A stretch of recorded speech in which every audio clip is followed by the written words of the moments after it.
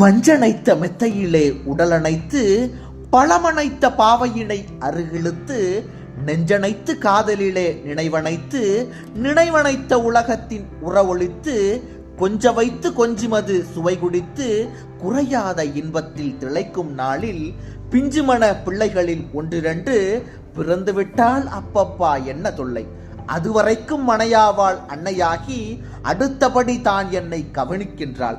எதுவரைக்கும் இது போகும், குழந்தை தின்றே இருக்கின்ற மீதியையே தரும் வரைக்கும் அதுவரைக்கும் பசி என்பேன், அம்மா என்பேன்.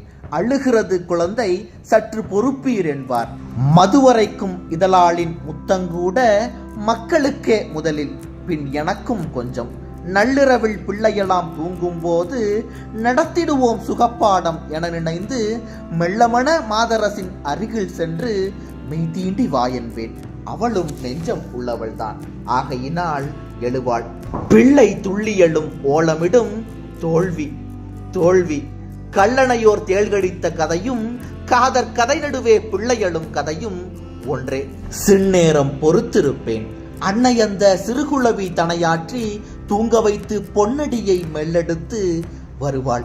காதல் பொறுக்காமல் தாவியவள் இதழணைப்பேன். தன் நினைவை மறுக்குங்கால் மீண்டும் பிள்ளை தாவி வரும், கூவியலும் அம்மா என்னும். என் நிலையில் நான் இருந்த போதும் என்னை இடுப்பொடிய தள்ளிவிட்டு மகனை பார்ப்பாள்.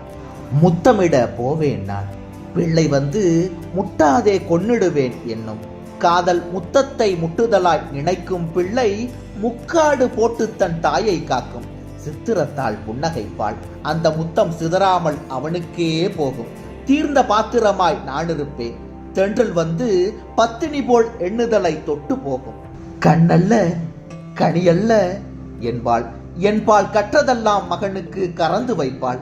மண்ணல்ல மரமல்ல கணவன், கொஞ்சம் மகனைத்தான் விட்டு விட்டு வாயே என்பேன். பொன்னல்ல பொருளல்ல எனக்கு, பிள்ளை போதும் என்றென்னிடமே சொல்வாள்.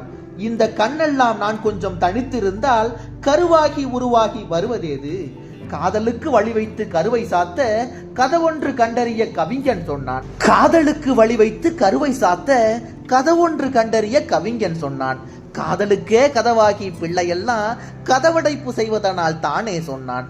வேதனைதான் மெய்தீண்டி மகிழுதற்கு வேண்டும் ஒரு பிள்ளையென தவங்கிடந்தால் சோதனைக்கு வந்தது போல் வந்த பிள்ளை துண்டித்து போட்டதடா காதல் வாழ்வை.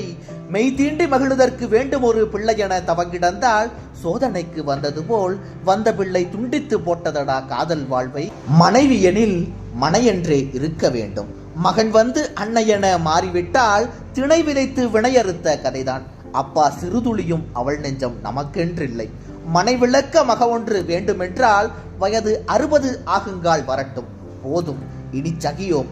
ஆடவர்கள் எழுந்து வாரீர், இன்று முதல் பிள்ளைகளை எதிர்ப்போம் நாமே.